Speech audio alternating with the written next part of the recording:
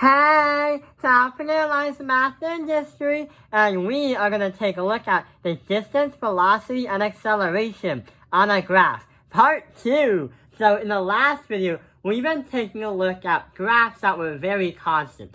Usually your distance was constant, your velocity was constant, and your acceleration was constant in terms of a straight line. But what happens if I showed you graphs that are actually curved? For example, we're going to be using the worksheet from my school because having 16 graphs, 12 to 16 graphs, is going to waste a lot of paper, which we don't want to do.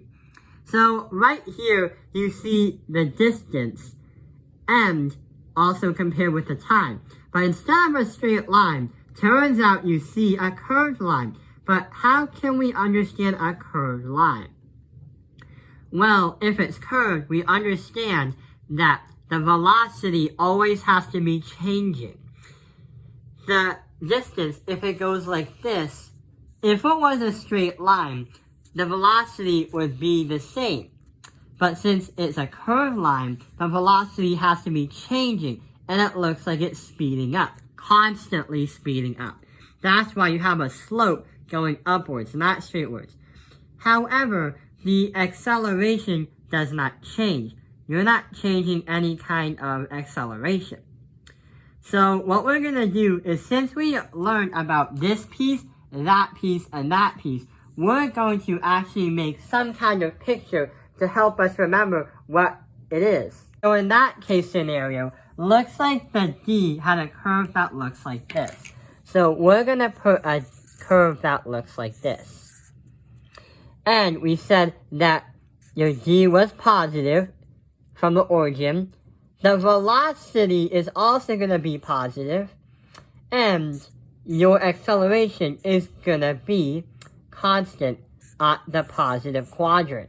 That is saying it's above the 0 or the x-axis. It's above in the positive quadrant.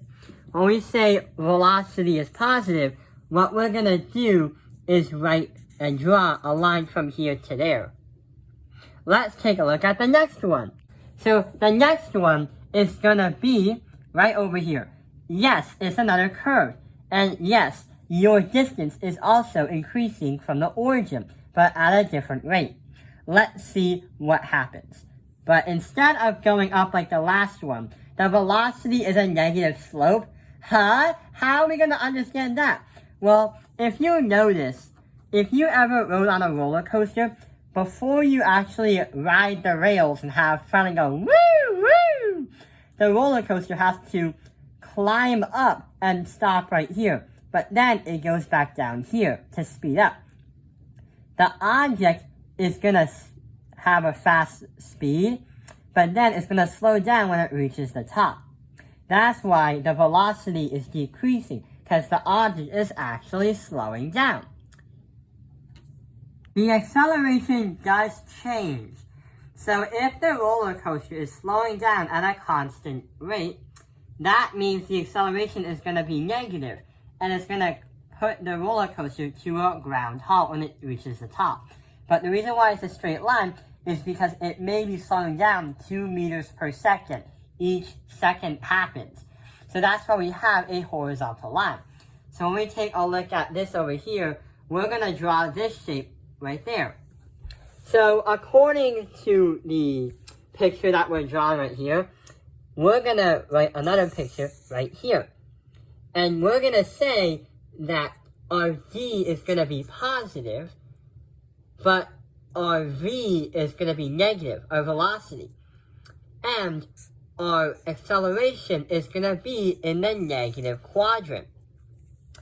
V is going to represent a negative slope. Therefore, what we're going to do is write this. A negative slope.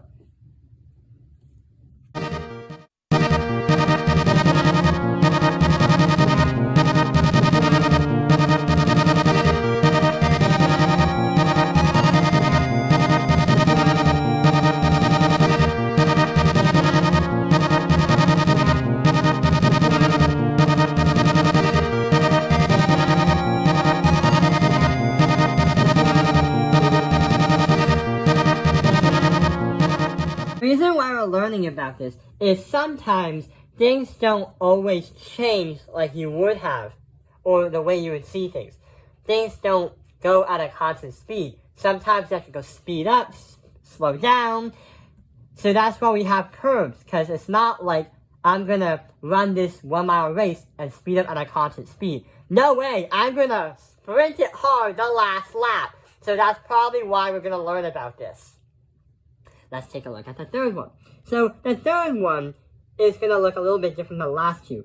The last two talk about going up, but when do we ever talk about going down the picture? So your distance is gonna go back down. If that was your origin right there, you would be starting here, then you would be speeding up and then slowing down back towards the origin. And that explains the velocity. When you speed up, because that's a steeper slope, or should I say a steeper curved line, your velocity is going to increase until you get to that origin. But the problem is, your acceleration is going to be a straight line in the positive quadrant, because you are slowing down, or actually you're speeding up in a constant speed, like 2 meters per second. And we're going to keep it as 2 meters per second because we're not changing the meters per second each time we speed up. So in that case scenario, we are going to put that picture on this picture right here. Ever knows what we're trying to draw? Type in the comments below what you think you're going to draw, and then we'll see what happens, because there's a special surprise. So if your d is going to be negative, heading back towards your origin, your distance, your velocity is actually going to speed up. However, your acceleration, meters per second, is going to be in the positive quadrant. And since we have a positive velocity, we're going to draw a line from here to there, representing it. We're going to make some kind of picture, but we're not done yet. We need one more piece to the puzzle. So this picture also has a curve that wants to go down, which means that you're going from here back to your origin. But the issue is, looks like that even though it's going down, just like that roller coaster from the last one when you're slowing down, if you're here, you actually speed up. But the velocity is going to say you're going a negative velocity. But a negative velocity doesn't really mean that you're actually slowing down. What it really means is, if that's the origin, your velocity is going to increase if you go that direction. No matter what direction you are, positive or negative, the whole positive negative thing is supposed to understand direction, not saying you can't go backwards, forwards, blah, blah, blah. So what's saying is, if you have a roller coaster up here, and you speed up as you go down there, or you roll a ball down the hill, which probably won't happen, it's going to speed up. But when you say a negative velocity, it doesn't mean we slow down. We actually speed up too! So our acceleration is going to be negative, because technically having a negative acceleration, the correction from the last ones that we said, a negative acceleration doesn't necessarily mean we're actually slowing down. The bigger the number, the bigger the speed of something, or the faster the speed of something, not in a certain direction. So that's when we have a negative as an acceleration, because it's basing it from here. It's basing it from the origin right there. Then we're going faster, down, so that's going to explain it. So what we're going to do is cover up the picture. And what we're going to say is, if our displacement or distance is negative, our velocity is going to be negative, referring to the origin. And our acceleration is going to be in the negative quadrant. So this subject is very confusing because it doesn't make common sense. But once you learn and educate yourself on it, it makes more logical sense. So when we say negative velocity, we're going to cover the thing up, the circle, and make a line right there, talking about a negative velocity. So, looks like we have our picture right here. Ta-da! So, what we have here is 4 ways to describe. If you have curved scenarios for your displacement or your distance, then you can determine your velocity and your acceleration. If you know your distance or displacement can bring you information to your velocity. Your velocity can bring information to your acceleration, but your acceleration cannot give you your distance, because the acceleration is these two correspond and these two correspond. So you have no idea which are the scenarios that you actually have, which is going to be very, very confusing. And sure enough, your teacher on that test will not give you that kind of question. If you notice right here, we have a positive, negative, negative, negative, positive, positive, negative, negative, negative, and a positive, positive, and a positive. So what we can understand and what we can do is, if you have your next physics exam or your physics test, use this chart so you know which you can tell off and get the exact calculations and the exact problems and scenarios. If you notice something very, very cool, if you take a look at your V's, this V right here is going to be the same as that V, which is on the top. If you take a look at this V on the bottom, and this V, it's going to be the same on the bottom, the same lines, top, bottom. If you take a look at your distance, however, your distance is going to be a little bit different. Your operator for distance is going to be the same as the one right across from it, like this. And if this is a negative, then the other one on the top has to be a negative, just for an analyzation. I know it's getting messy, but we're trying to kind of create some kind of rule of thumb to help us understand it.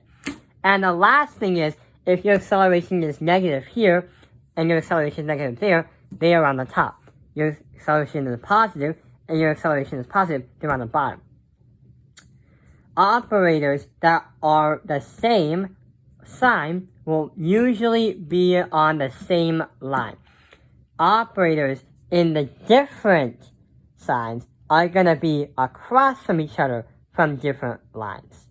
So that explains how we make up the circle picture, or the circle theory. And that is also how we understand these lines, which are curved and not straight.